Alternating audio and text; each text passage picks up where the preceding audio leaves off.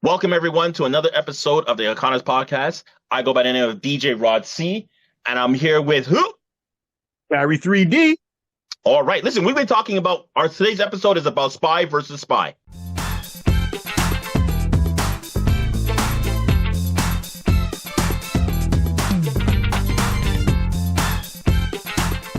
Listen, manners maketh the man.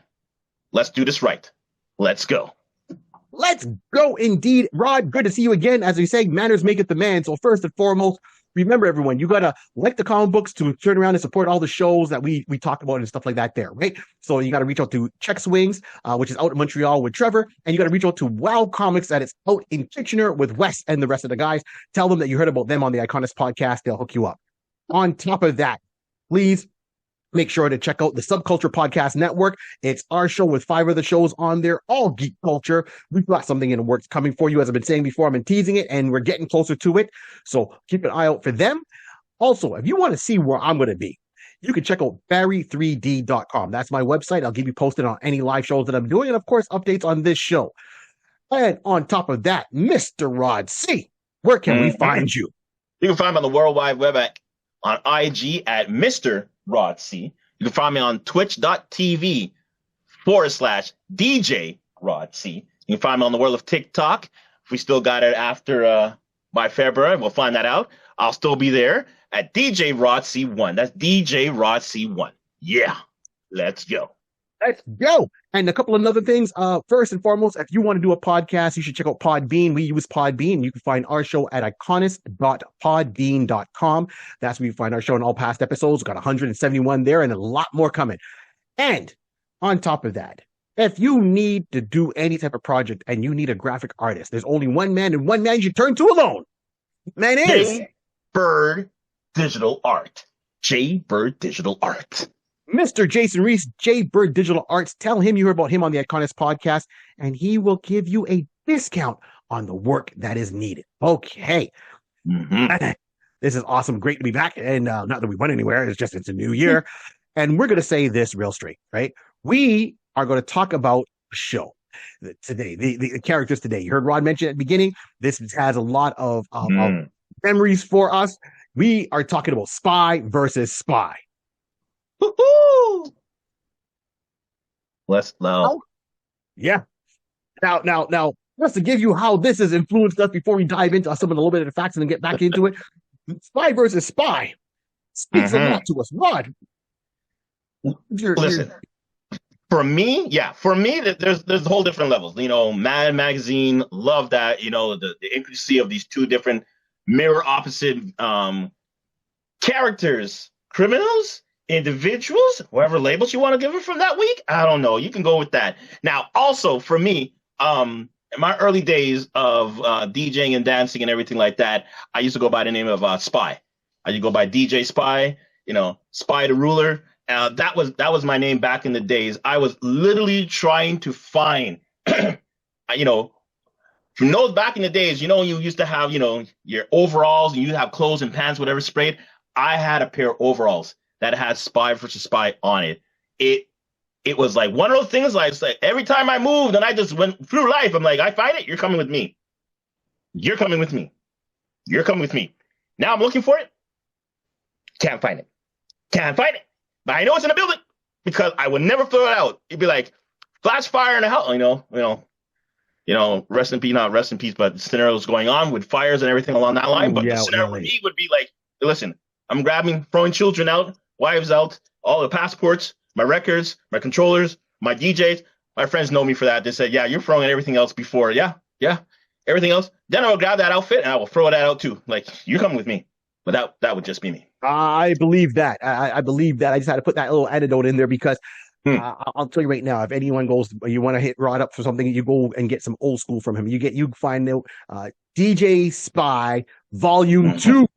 That there's my personal favorite. You got volumes 1, 2, and 3. Volume 2 is my favorite. Out of 3 was good, but volume 2 had to mix the songs. Oh, it spoke to my soul. Not because it just had Saturday Love on there. That's a different story. Okay, so not that I'm biased or anything about that song. No, we're far from that. Far from that. Far from that. So let's get down to it. So Spy versus Spy. So this was a comic book. It came out. We saw it probably as everyone did in Mad Magazine, and it made its in Mad Magazine issue number 60, 60, and that was back in January of 1961. No, that's a little bit further, right? So that's when it got created. So the author or the creator of Spy versus Spy was Anthony Perez or Prohez. Proharis.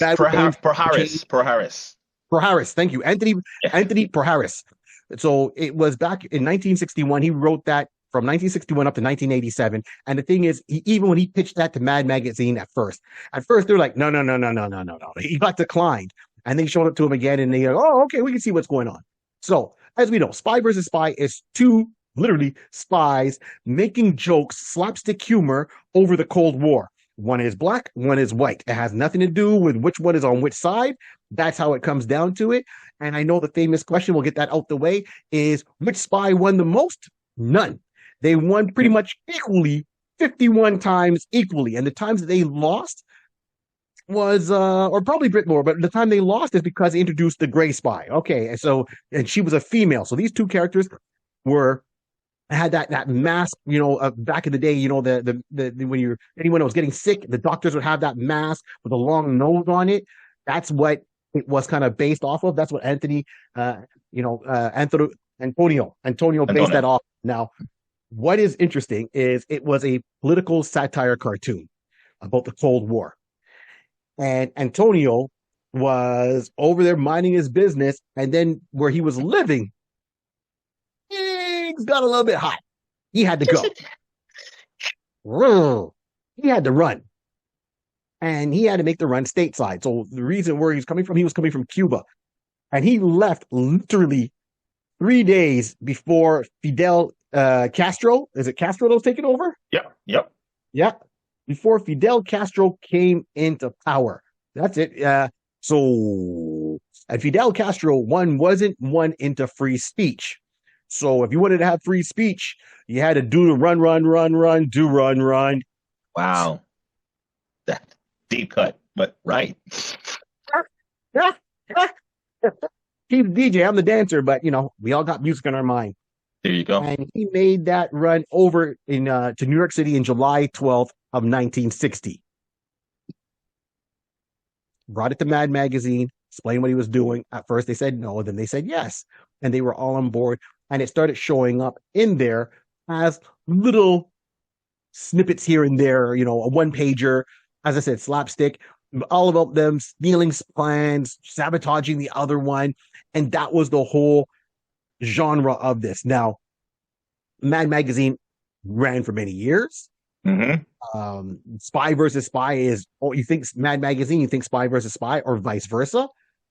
And then they took on a life of their own. So Antonio was the main person that did it from, almost close to 30 years, pretty much, it seems, right? Like he was almost there. And then another person took it over in 1987, and that was Duck Edwin. And he took it over from 1987 up to 2000. They stopped, and they came back in 2002 and continued a little bit longer. And then we had Bob Clark, who did also from 1987 to 1993. George Woodbridge. So multiple people have worked on this, right? Dave Manick, Peter Tupper. So many people have worked onto this, all the way up to 2022. And then for some reason it exploded. Do the spies ever speak? No, they don't say a word. It's pure slapstick. You've heard us talk about other properties in the past. We've talked about Gru the Wanderer, if you want to go that way about it. And there's other funny things. So this always got the tickle bone, right? Like every time I look at this, I'm always thinking of the classic, Roadrunner, Bugs Bunny, Wile E. Coyote. Facts. Acme. Facts. Yep. How popular was the Roadrunner and the Coyote, right? Or when it was Ralph and Sam, he wasn't a coyote, he was a shepherd. It was a shepherd and a coyote, right? Or it was a shepherd, shepherd and a wolf. A sheepdog. Well, it was a sheepdog. So with Sam and Ralph, it was a sheepdog and a wolf. But when Yes. he's with the Roadrunner, he's a coyote. This is why Oh, yes, everyone's yes. like, Well, "Oh, it's the same." yeah. No, it's not. Nope. Two Now you different ones. know. You've been educated.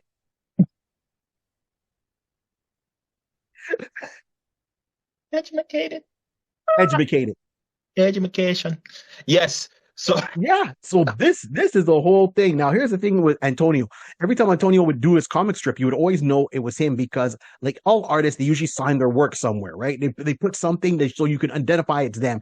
And with him, he used to write his initials, his name in Morse code in one of the panels. So you know that's how he used to sign his artwork in Morse code. I'm like, this guy, he came from like the underground and had that underground. He's like, they'll never find who I am. no, hilarious. Hilarious. Code. Like, I don't know what dude was thinking, but you know, and it exploded into many other genres. So I'll stop there before I go on. Rod, you go on with your spy versus spy tales, man. What do you? I mean, yeah. Listen, Spy versus Spy was always one of those type of things. Like, you know, in Mad Magazine, I always went to look for that. If I didn't see it, like, you know, in a comic strip, like in a newspaper type of comic strip, because they always had it, you know, like this 5-6, you know, 5-4-5 panel. You had it there, but it was always very direct. You understood what they're doing. I mean, I can even just say for one example, like even just starting off, you know, the white spy finds black spy guarding a toll gate atop the branch of a tree with a bomb beside him. He climbs the tree, secretly places a lid over the bomb, climbs back down, drives through the toll gate in an army tank. An enraged black spy attempts to drop the bomb on him, but grabs the lid that white spy placed atop the bomb and drops it on the white spy's head, leaving him unharmed and leaving black spy to be blown up by the bomb. All I'm saying, it is always wondering, like, who is getting the better of who. That's the great thing about this, is like Barry's saying, you will always realize that one issue or one episode, one strip, you know, you have one spy who will basically outdo the other. And then there's always realizing that the following one, well, kudos on you, good man. You got me this time. Cheerio. I'll best you next. And sure enough, the next time he bests them. And it's just back and forth. And it's always back and forth. And the biggest joke is that if you happen to miss one, then you're like saying, oh, snap, I'm out of it. Like now, at this point, you don't even know. If you really didn't try to keep a number on who was what, every time you're watching it, you just try to be that smart person that say, you know, I will read through it all. You don't want to skip to the end to see who won. You're now intrigued and realizing what are they doing to each other to outdo the other. I found it very great that Antonio had the ability to come with these type of small little skit storylines that just pulls you in. Then again, the best thing about it, they never spoke a word. They're undercover. They're undercover. You gotta be silent. You gotta be smart. You gotta be smooth. You can't make noise when you're going on the cover. You can't make noise when you're on a mission. Shh. No, not at all, man.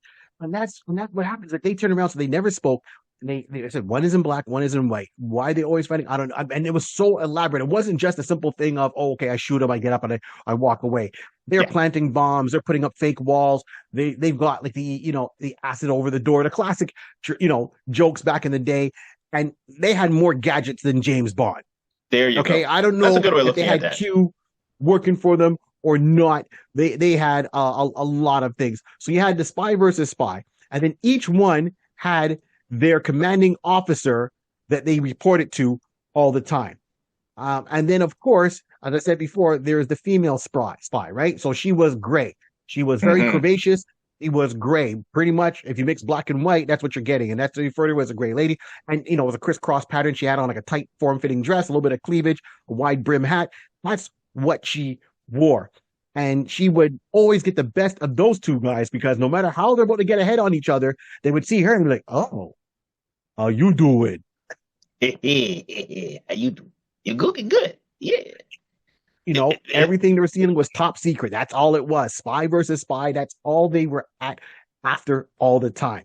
It was get the plans. Whatever's in the top secret file, get that. Get the top secret weapon, that, and it really went to the Cold War. So if you think back about the spy thrillers back then, Hmm.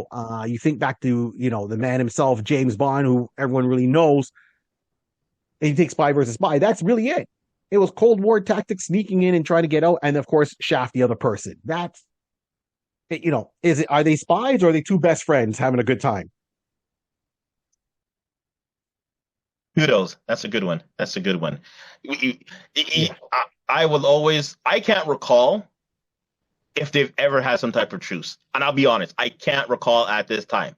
Um, Ah, but to take it to that level of understanding that, listen, we know our objection. Our objection is to basically be able to like say, I need to outdo you. Because sometimes you notice that they do stuff really to hinder the other person. I think I should be more specific on that end. Because whatever their tactics are, they're trying to get the secret formula, get whatever their mission is. But they realize they know for sure the opposite one will be they're on the same mission. So what I got to do, I have to hinder him. I got to stop him. I got to put some kind of booby trap to stop him.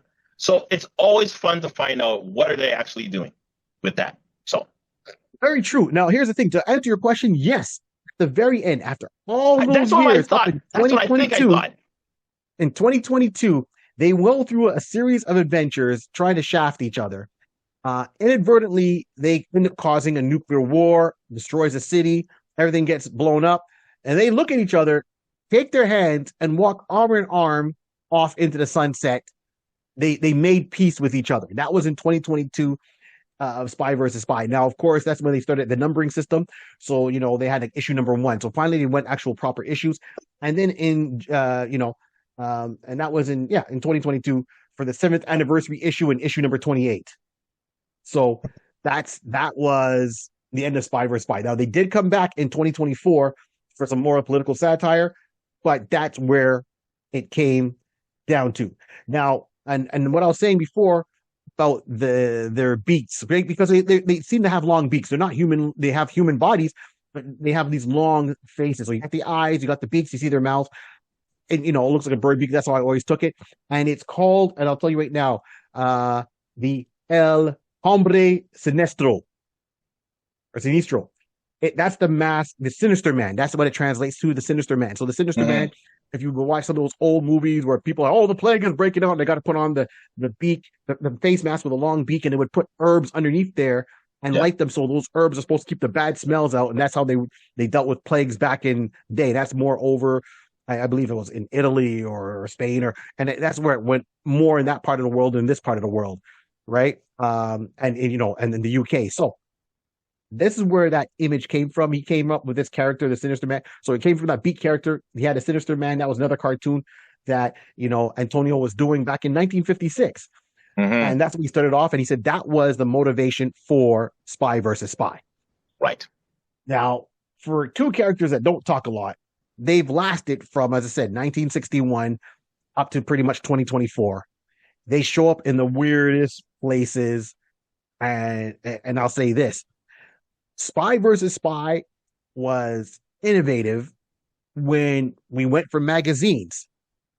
And then, back in the 80s, things started to explode electronically, right? There was, you had your Atari and there's ColecoVision and, and all that came out. And some of us busted their butts at their part-time job to get that cutting edge computer, the good old Commodore 64.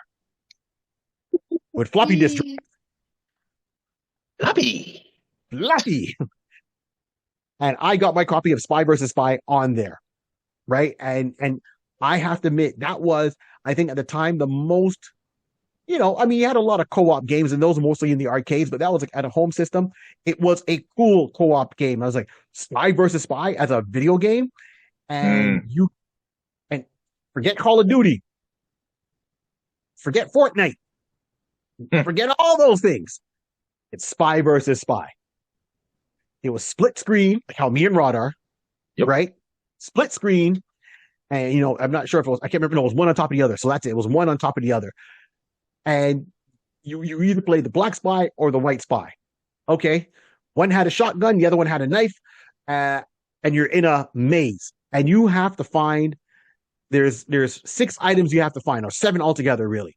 So there's 6 items you have to find, and then you also have to find a bag, put all the 6 items in, and once you do that, then the secret door reveals itself, and you got to get to the secret door and get away before the other spy gets you, stops you, and kills you, and then runs off.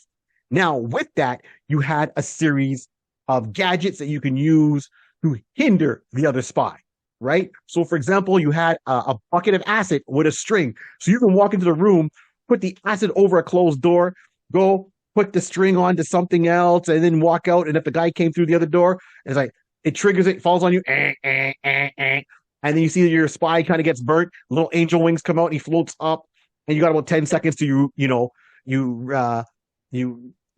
come back, you reformat, and you start all over again. And you hope that the other spy can get ahead of you. So you could make this map as small, 6 rooms, right? And it was like a 3/4 like 2D view, right? So it wasn't fully overhead, but you were able to kind of go back and forth with your characters, and and that's the toughest one. People think, oh no, the one with 32 rooms or 64 rooms was the toughest one. No, if you're playing against someone and you have 6 rooms, find the items and lay traps, that's the tough one. Not the, and it would go up. So it was like 6 rooms, or I guess 16 or 32 or 28, 32, 64 rooms, and you'd be in this big, huge mansion running around trying to find everything in there. It's the 6-room one that was the challenge. And you could play against the computer, or you could play against a friend. And it didn't matter if you had the shotgun. It didn't matter if you had the knife. They did pretty much the same amount of damage, like 4 hits from each one. You can kill the character in hand-to-hand combat, or you set up traps. So it was the gun on the string. It was the acid over the door. My personal favorite was the spring. So you'd get this giant spring, compress it, and you could put it in objects. You can put it behind, and in the room you had to search everything, right? So a bookcase, a picture frame, on the wall, by the door, if there's a chair.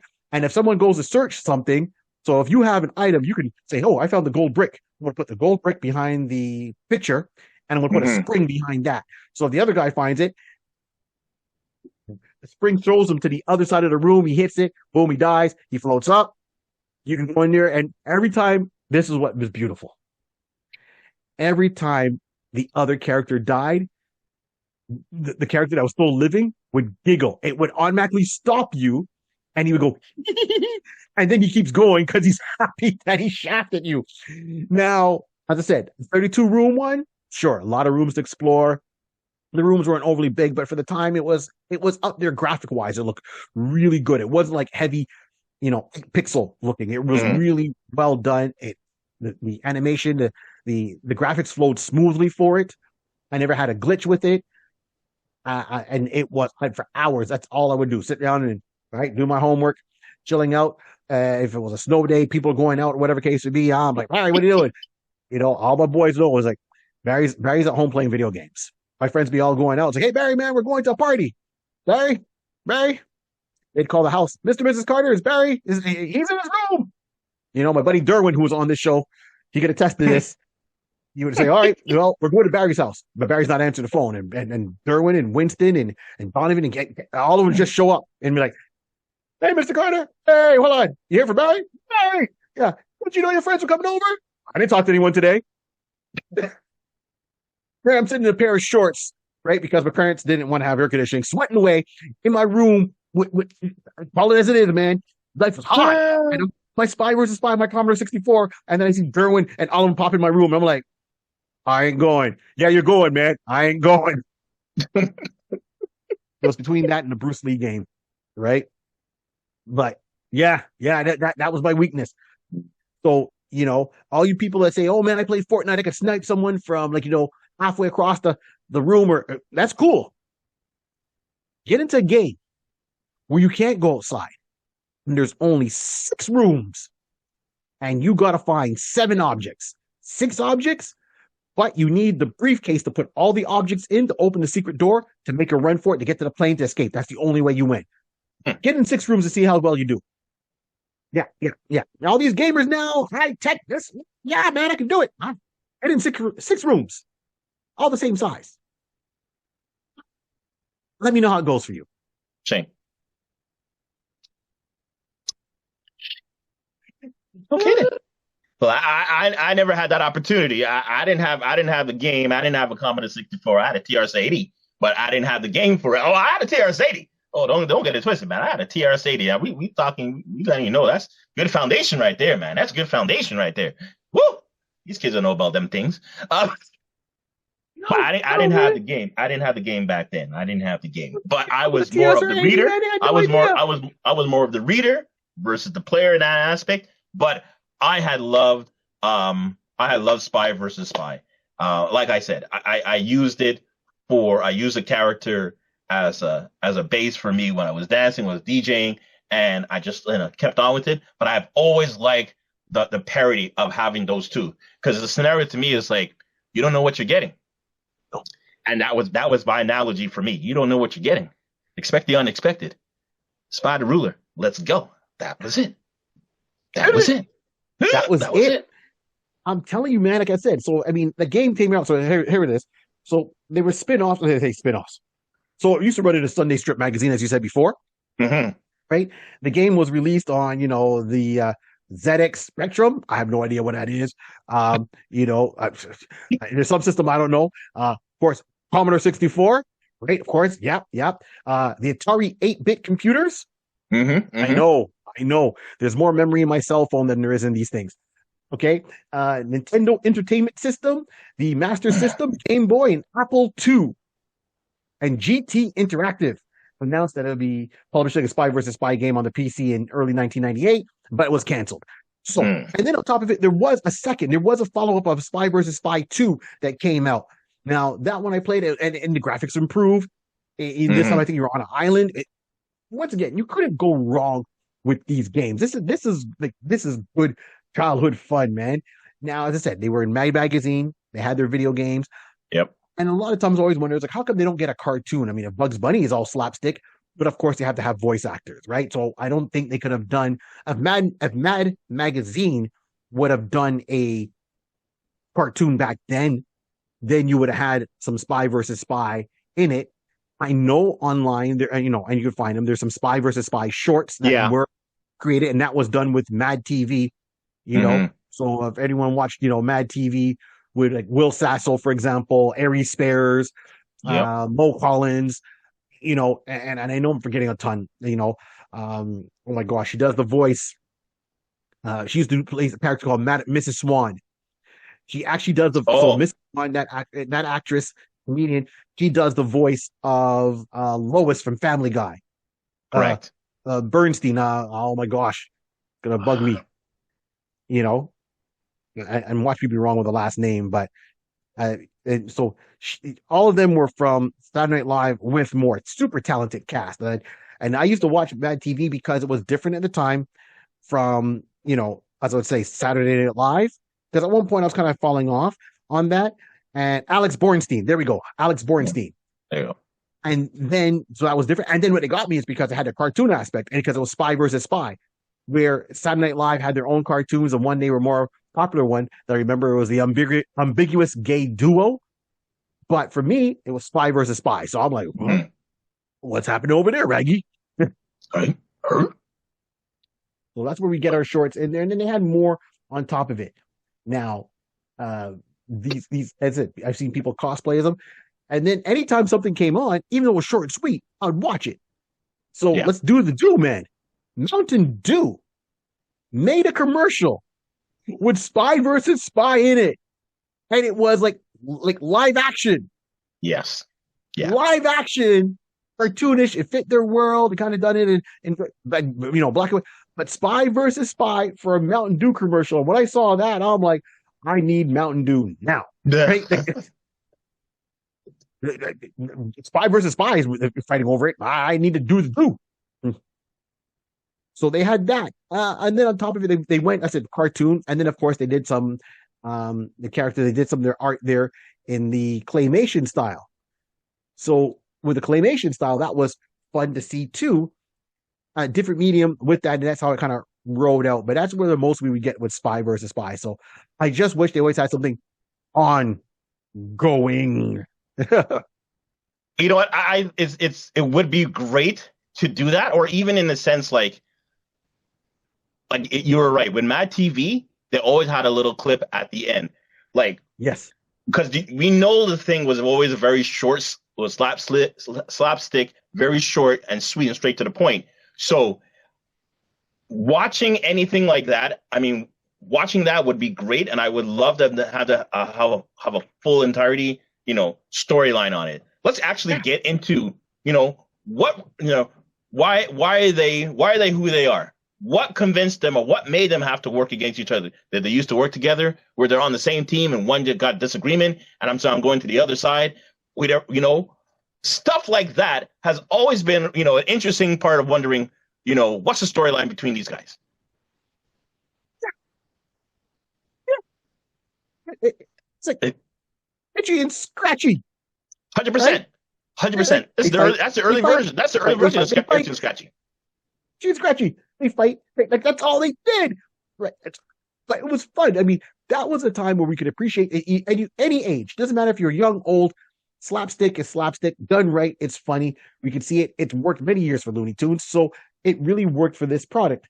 Now, I know there was a lot of things that were talked about. I mean, obviously, in Hollywood, they're going to try to do certain things. So at one point, they were looking at doing a spy versus spy movie. Mm-hmm. And all I got to say about that is we were robbed. We were robbed. They tried to come out with the whole. I'm looking at my notes here. They tried to come out with a movie. I think back in 20? No, not 18. 2011. 2011. Okay, thank you. So they were trying to come up with a movie, and the first movie they did got scrapped. It got canceled. I don't know what the plot or anything, how they're going to plan on doing it. But then they came back again and said, hey, Ron Howard wants to do a spy versus spy movie. Right. But excuse me now? You're talking Ron Howard? Are we talking my man Richie Cunningham from Happy Days? Are we talking father of Bryce Dallas Howard from the Star Wars director stuff to Jurassic World? Are we talking that Ron Howard? Because and Apollo with Tom Hanks? Are we talking that Ron Howard? I'm in. Because Ron Howard has one heck of a sense of humor. Yes. Absolutely, Ron Howard has a sense of humor. And he's a visionary. So I think Ron Howard doing this would make this so much fun, man. Just to take that in, just the possibilities is really great. I kind of hope that, this is an idea that has not been fully left behind, and someone actually thinks about bringing that back. The concept, just let's try to put that together. You know what we do? We normally just have these type of conversation. What stuff we like to talk about stuff that we would like to see portrayed or come to life. This is definitely one of those for sure. Absolutely. Okay. So here it comes down to. So if Ron Howard was attached to it, so hopefully Ron Howard is, or someone along the caliber would take it out. I don't know what he is. So I'll get into this. I mean, there's no fan casting because they really don't talk. Maybe I'll have to make some noises like that. That's all we're going to get from them. Okay, so with this, and with the success of the Barbie movie, right? Regardless of how a lot of people love this movie. I mean, a lot of people love this movie. It was Barbieheimer, as they used to call when the two Oppenheimer and Barbie came out. They were leading the box office. Now, Oppenheimer, true story, practical effects. Okay, there you go. Barbie spoke to a generation and a social conscious that's happening right now, and the story transcended more than that. And it was deeper than that, and the openness and acceptance and moving on. Got it. So, but with the success of Barbie going forward, and how she started in the movie, it's like, okay, she starts in her Barbie world. I'm a Barbie girl, right? Yep. And then comes into air quotes the real world. Yeah, goes through her set of adventures there and gets back, and then of course it runs across the different versions of what could be Barbie. Had her laughs, tongue in cheek. Okay, cool, cameos, we're great. Can Spy versus Spy follow almost something like the same formula? So I don't know. And keep in mind now, we've all seen, as I put it, we've seen the James Bond movies, we've seen the Mission Impossible movies, we've seen the Bourne Identity movies. Yep. And we've all come up with, Looney Tunes, right? With the Roadrunner and the Coyote, or the wolf and the shepherd, or sheepdog, sure, I should say, the wolf and the Mhm. sheepdog. So now, with all that influence that's out there, we have been pre-programmed to be ready for something like Spy versus Spy. Yeah. Now, who would take it on? Don't know.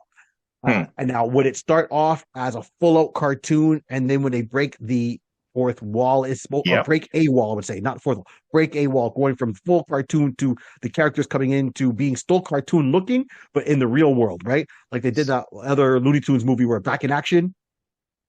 Okay. Where, yes, because there's the last Tom and Jerry movie where the Tom and Jerry were cartoon, but they're in the real world with real actors interacting with real people, real physical backgrounds. So are they would do something like that? Keep it in mind the whole spy thing. Keep it in mind maybe somewhat because it's a political satire. So you got to at least poke some fun at some aspects of the state of the world. And I mean that with all sensitivity. And then you turn around and you bring in Spy versus Spy and how they first originate, right? Are they clones? Were they brothers? Did they have an argument over a chocolate bar? Was it someone not paying a bill? And then the other guy wants to pay it and thought offended, like, my man, like I just showed here, Peter Griffin and the chicken. Right. Okay. I think you get that in there with some hijinks, some good cameos, a good couple of actors to kind of carry on to the story, like a Boris Natasha, kind of, and go with it. Or do we just do full out claymation or something? I think it'd be kind of fun to see them start off as a cartoonish into the world, get back to the cartoon ending, and then have the big ending, and and just when things are good, they get to have their individual wins back and forth, and just after the end, this is how I would end it off, because you don't want one to win over the other, right? It's not spy. It's spy versus spy. So everyone has either you lean to the black one, you lean to the white one, regardless how the scenario plays out. They both can't be good, they both can't be bad, right? You can't have two baby faces, you can't have two heels when it comes to wrestling. So let them both fight, do what they have to do. And I think for the last part where they both think that they've gone back to the respective bases with the proper top secret plans that they're trying to steal from each other, and they open it up, one can have like a dessert menu, the other one can have, maybe a naughty magazine, and stand there going, what the heck? And then and they both kind of look up, and then it flashes away to maybe one of the real life people pulls off a mask and you realize she's the female gray spy with the real plans and walks away. And that's how you bring her in for the last 10 seconds cameo after all this hijinks through a movie. I actually like that, because my mind was, I was trying to think along that similar aspect of having the duality of real world, cartoon world. And then I realized, you know what? Listen, this is a whole, again, everything is all universe. Everything is all by itself. So why can't you have it where you're in an actual 3D world, in our world, and you actually have them walking around? Because we have shows, we have movies where you have different type of people, different type of characters, man-like, animal-like people walking around, and people accept it as the norm. You know what? I'll even just say, we'll just go with Star Trek. Let's go with Star Trek. Because you have different, people from different planets and different, entity IP all together, and they don't bat an eye. No one bats an eye when someone walks up and they're not the same species. Like, hey, how you doing? You gonna go get a drink? We're on break, right? We don't got to do the turbo list right now, right? Okay, cool. Let's go get some eat right now. And you don't think anything of it. You're like saying, yo, let's get this so we can get back to lower decks. Wow. So, call out lower decks. Wow. Let's just do it. So thank you very much. Well, this is how I will like them to be, literally, like you said. I like the concept of coming out from the cartoon world into this world. You're looking like a Roger Rabbit type of scenario. So yes. you're definitely pulling that kind of scenario. Now, Roger Rabbit would still have the cartoon type of two-dimensional. We're going to give them more 3D. We're going to make them feel, but you're going to see everything is going to look normal. They're going to have the same kind of facial, the big brown brim hat, and their outfits, and their everything will look like, yeah, you'll interact with them with no problem. And because they don't speak, no one's going to look at it like you're not speaking. You will have the ability to have, CGI, because it's going to be CGI, at least for those type of hijinks and stuff like that. You're going to see their facial expressions, and then you'll be able to understand, oh, I understand what you're trying to tell me type of scenario. Slash as well, I wanted it to be also in the real world when you start seeing all the hijinks and you have a more comical aspect to it when you're getting hit with a big, mallet hammer or something along that line that we know from the cartoon world, reading it as a script, that it was, wow, he's coming with a big mallet. Oh, yeah, something's going to happen. A spring-loaded trap door or something like along that line. You're realizing, like, it made sense in that world. Exactly. It makes sense what happens. So I would love to see that in the real world, because in reality, let's face it, in reality, you're not going to really have the type of hijink stuff in a real tangible world. This is why I want to blur it a little bit, that it's tangible enough to realize, yeah, because we all will love, listen, we all grown up. Listen, I'm going to tell you, I'll be honest, I'm so sure, growing up, we all wish we had some type of trap door, something like that. You walk into someone's house, or friend at school, or something like that. You wish you had some kind of hijink stuff where a locker door opens and a pie flies out or something like that. But you were never that engineer type to be able to do that. But which is probably a good thing. Huh? Which is probably a good thing, because my hijinks would have been over the roof. Like I said, anything I say would use against me in the court of law. I ain't say nothing. So all I would say is that if we had that ability, say they should have some elements like the movie Jackass. Yes. And just make it that is now not as Jackass type of antics and pranks and stuff like that, but you can still see that it's still a cartoonist base. It's still has that, that spy versus spy type of feeling. Realize, like, no one would question it. They would be more questioning, like, and you didn't see the X on the floor? I was my cup of coffee. I'm walking through the building, like, I'm not stepping on that. I know better. I walk around. People will see it and not question it. Like, they were like, you didn't see that? So in a world like that, people will realize the tangible aspect of that would make sense. So I would love to see that type of intertwining right there. And like you said, take them through a barrage of different events, activities. They're on their mission, and you see them trying to drive from one end of town to the other. You actually see them in the car. You see them getting themselves all get their gear, whatever the case may be. Go, hijinks, do something. Go into one room, do what they got to do.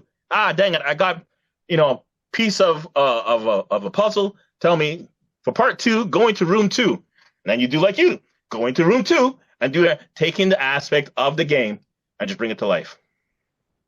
Absolutely. Here's a couple of call-outs I'd like to see in that, right? So call-out number 1, because we talk so much about multiverses, not we, but it's been out there, right? Within either DC, the Flashpoint, the Marvel movies dealing with the multiverse of madness. But anyways, they deal with multiverse all the time.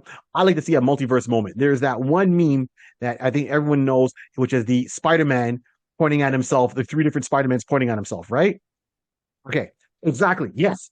I would love to see a meme, but have that in the art style of each version of Spy versus Spy. From when they first started, they had a little bit of different look. Have it from the claymation, have it from one of the other ones. They all run out the door, the black and the white one all just point at each other, and it just gets confusing. So you have like 6 of them on the screen, and they all take off, right? But you keep going the main ones. Another cool cameo would be is one of them either bumps into like Daniel Craig as James Bond. So have him in the suit come out, and he's like, all he has to say is like, well, you know who I am. My name is Bond. Did someone just steal my car? And have like one of the spies, like either the black spy or white spy, steal his car when he's running out going, I've just been robbed. Right? Either have it happen to Daniel Craig, either have it happen to Matt Damon, but he's as Jason Bourne. Yes. Right? He's running through the streets and it's like, okay, don't look here, look here, look here. And it's like, gosh, okay, who else? Okay, I just didn't see that. Right? Or you give me Tom Cruise as in a Mission Impossible. Yes, perfect. Have those like Tom Cruise. He doesn't even have to say anything. Just have Tom Cruise running down the street. He's Ethan Hawke. Have people chasing him, and then you see the spy come out, look at him, and just keep running, and see Ethan Hawke and just bears off. Veers off. And Ethan Hawke like Tom Cruise just if you get one of the real life people that we know who play Spies, right? Those three actors. That's exactly. Show Yeah, up exactly. as cameos. They don't even have to say much. Just I've been robbed, and this facial expression is kind of Ethan Hawke is like, yeah, we're in pursuit of Hawk. And Ethan Hawke's like, and the spy comes up, looks at him, nods, keeps running, and veers off screen. And You being chased too, right? right? Kind of shaking his head, kind of no. Or he stops running, and then the guys catch up to him. He's like, oh gosh, no, right? I think that would add more because it's a spy thing. You got to put it back into spy culture. So that's my that's part one. Part two, music. Oh, yeah. Music score for all their stuff that they're doing. When they're sneaking around, when there's action sequences, you got to have the music score. And I think the music score will make it excel it. Now, I know before we've talked about one composer, and that's Brian Taylor, right? Mm-hmm. And we talked about he did the F1 theme song, so he'd be good for any kind of driving sequences. And then let him spread his muscles with other stuff. He's done Fast and Furious and other ways. But then and that's just the music score. But of course, you need music for the movie. And I think all music should be from the era of the 80s. Give me all 80s soundtracks or top songs in there anytime it comes out, right? I don't need a new song. There's so much music in the world. I don't need a new rapper, a new R&B singer. I don't need them to do a song. If you're going to do a song, then remake one of the classics, but I want just 80s music to go with it, right? Give me some Rick Astley. Okay, never gonna give you up. Thank you. Right? Just Come on that. now. I'm not gonna give you up. Never gonna Here give you Here we go, up. right? A chase scene with the song from Aha. Take on me. Take me on, take. Hilarious. Okay. Right? Give me some of that. Give me some Loverboy made for the, ready for the weekend. Give me some Platinum Blonde. Give me some of the hair bands, right? Give me classic Bon Jovi. Give me some classic Metallica. Right? This is, the British invasion with Spandau Ballet, okay? With Bold or True. ABC, and I don't mean Another Bad Creation. I'm talking the group ABC, Who Wants to Be a Millionaire. Be that. Give me that. Because that there would add to it. Those songs alone would you'd be like, wait a minute, right? Give me my man, Jermaine Stewart. Right? Everyone knows him for that first, like his second song. His second song was We Don't Have to Take Our Clothes Off. But the first song is The Word Is Out. And the whole thing is about an undercover relationship. And that there in a spy thing that the word is out and have that part of a fight scene. Come on now. Hollywood. Paul, fire us. Send me an email. Ideas. We got some ideas. We got some ideas for Spy versus Spy movie. And on top of it, if you can parlay that, comic books still around, there's a fan base there, and video games have worked for them. Why not a new one? Why so serious? You want to get nuts? Let's get nuts. Give me a new video game with Spy versus Spy, but bring in all the characters. Bring in the two classic spies. Give me their bosses. Give me the third female spy in there. Let's shall we? And I know there was Spy versus Spy Junior. There was there's baby spies, right? So bring in the whole family. Right? Maybe bring it. So you got the gray spy. Maybe there's a female spy, black spy. Maybe there's a female white spy, and then bring in a gray one, and then maybe bring in her husband, who is the gray spy. Because they'll be new characters. So it's like, oh, and the gray spy is supposed to be neutral. They're supposed to represent balance. That's why they shot the other two. But not to say I have ideas, but I got ideas. Just saying. Like Nicolas Cage, just gone in 60 seconds. Okay, let's go. It's over. All right, that's it. That's all I got. That's all I got. That was good. Very good. Thank you. Thank you Angel. Not that I gave it much thought or not. No, not at all. All right, Rod, what about yourself? What would you like to see in a Spy versus Spy movie? And we'll get around to wrapping this up, man. What's Well, like I said, I would like to see it as a cartoon. Like I was thinking more of a live action, but have them as their 3D type, so people don't look at them no differently. It's just that we know from our perspective, that's how they, we know that, like, oh, you look a little bit your dimensions and your whole visual is different than anybody else. But anybody who's talking, interact with them has no qualm. They don't see no difference. They look at you like, you here to do what, sir? You come in again. They're on the cover. Sometimes they come in with a mask, eyes very basic, with glasses and a mustache, whatever. And people like saying, "Hurry, you to make a delivery? Mm-hmm. Where you need to go? Oh, the fourth floor? All right, cool, no problem. You need any help? All right. All right, cool." And don't think it. We can see realizing, that's the black spy, right? That's the white spy. That's someone trying to infiltrate. But they're just looking like, guy's making delivery. He's bringing in a Mountain Dew batch. That's all he's doing. Nothing out of the ordinary. So I would love to see that and be able to see all the hijinks, because now we can flare up with CG. The CGI. We can have fun with all the antics, all the traps, all the booby traps, and the thing is, we've always known that they have an idea. You see a quick little panel, them building it halfway, and then boom, it's done. Let's take time and actually see them build it. Let's even find out. You know what? There's two different companies. I really can't remember right now if they had their own company like Acme. Yeah, I can't remember. But that would be great. That's the honest truth. You see them doing those kind of things, and they're calling like Bing Ring, like in Mission Impossible. Listen, I need this.